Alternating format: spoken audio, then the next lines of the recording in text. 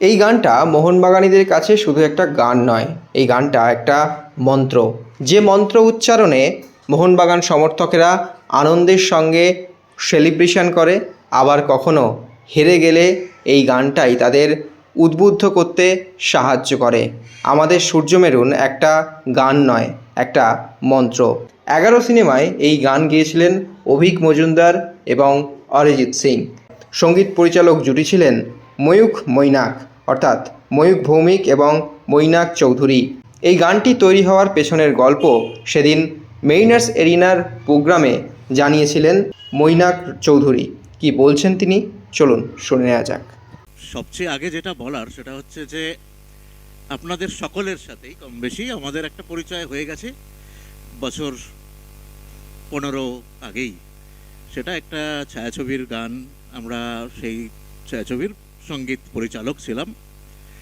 তো গানটা তো আপনারা সবাই ভালোবেসেছেন।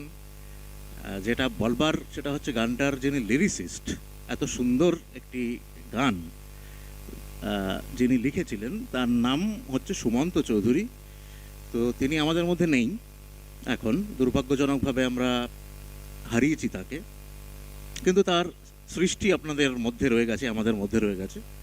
আপনারা ভীষণ পছন্দ করেছেন এই গানটা মূল ছবিতে ছিল না, মূল ছবিতে এই গানটা থাকবার কথাও নয়, কারণ ওর একটা পিরিয়ড ফিল্ম, এই ধরনের গান ওখানে থাকবার এমনিতে কারণ ছিল না। কিন্তু এটা আমাদেরই বন্ধু অনিলাভ ও এই গানটার একটা অন্তর্ভুক্তি করে ছবিতে, ছবির শেষে যেখানে টাইটেল স্ক্রল হয় সেখানে গানটাকে ঢোকানো হয়, এবং সবচেয়ে শেষে অন্যান্য গানগুলো হয়ে যাওয়ার পরে এই গানটা তৈরি করা হয়।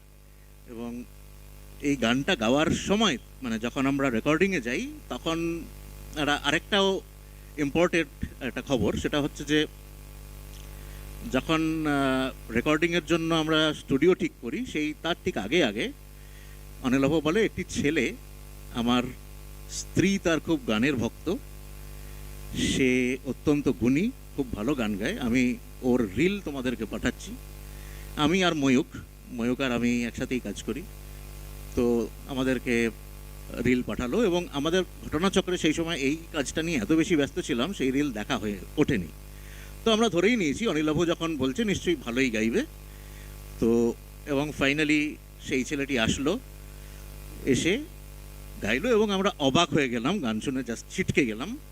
এবং সেই আজকের অরিজিৎ সিং।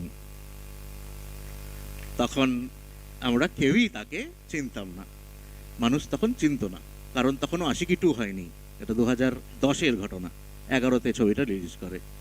তো এই দুটো পাওনা আমাদের কাছে, এবং আপনাদের এই ভালো লাগা, এত বছর ধরে গানটা একই রকমভাবে সবার হৃদয়ে থেকে যাওয়া এইটা, এবং প্রত্যেকটা ইভেন্টে আমরা বিভিন্ন আশপাশ থেকে, আমাদের বাড়ির পাশে বিভিন্ন যে ক্লাবগুলো আছে, বিভিন্ন আছে, সেখান থেকে বাজতে শুনি, ভেসে আসে বিভিন্ন খেলা থাকলেই। তো সেই ভালো লাগাগুলো আমাদের সঙ্গে সবসময়ই থাকবে। Extra time.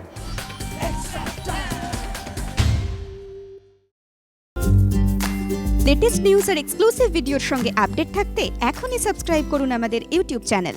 বেল আইকনে ক্লিক করতে ভুলবেন না যেন।